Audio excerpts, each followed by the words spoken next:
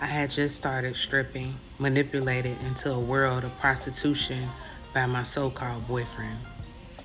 If you know, you know, you'd have to hear my whole story to hear me explain how I was sold by two different traffickers and seduced, lured, beaten into a world of human trafficking.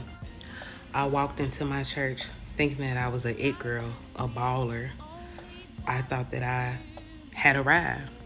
I had worn a fur coat that my pimp boyfriend had given to me to celebrate me being willing to dance for him at a club, to sell my own soul, my own body, blood, sweat, and tears, just so that he can live the way he wanted to. And because I was a bottom B, which is a it girl, a main girl, the most popular girl, you couldn't tell me nothing. I run the doorbell. My pastor came to the door and she let me inside the church. And I was so excited. I wanted her to see that I had arrived and I was no longer the rejected and abused little thing that people gossip about. I looks like money, I shines like gold, and I was doing big things. True story. I told my pastor, let's go to the back of the church where nobody is around so that I can anoint your hands with some bands.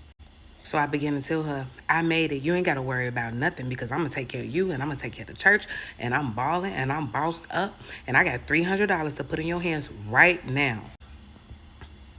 I tried to get her to take the money. She wouldn't take the money. And she looked me in my eyes. She came really closely to me and she held my hands and said, Keisha, I'm not going to take the money because you are worth more than this.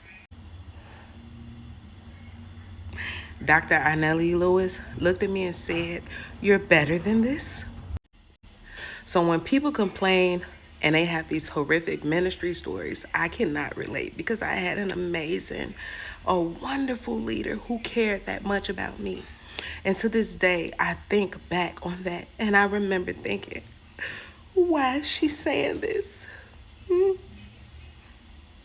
I remember thinking, I'm not worth more than this. I have $300 and I'm trying to give it to you. I have on a fur coat. I have on a diamond. And I've arrived. And I thought that that was all I was worth. Where are the leaders who do not condemn, but at the same time, I really don't even know what to call it, but what she gave me is the same thing that I give to clients.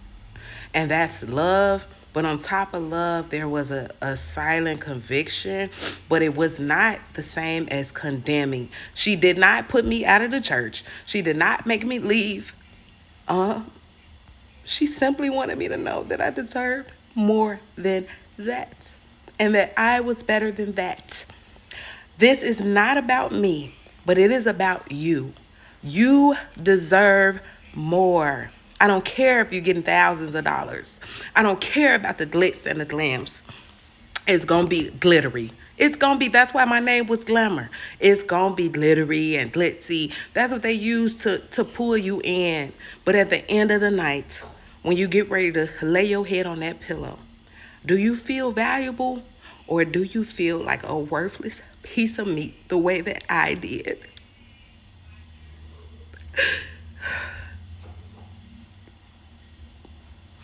I want you to know that you deserve better. You don't have to deal with that. You don't have to. Your value is not determined by them. I'm telling you right now, sister to sister, you deserve better, boo-boo. She looked at me and she said, I deserve better. And all of these years later, I'm sitting here thinking about it.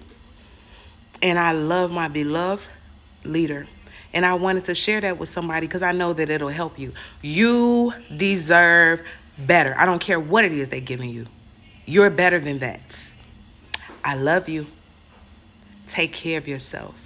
Bye.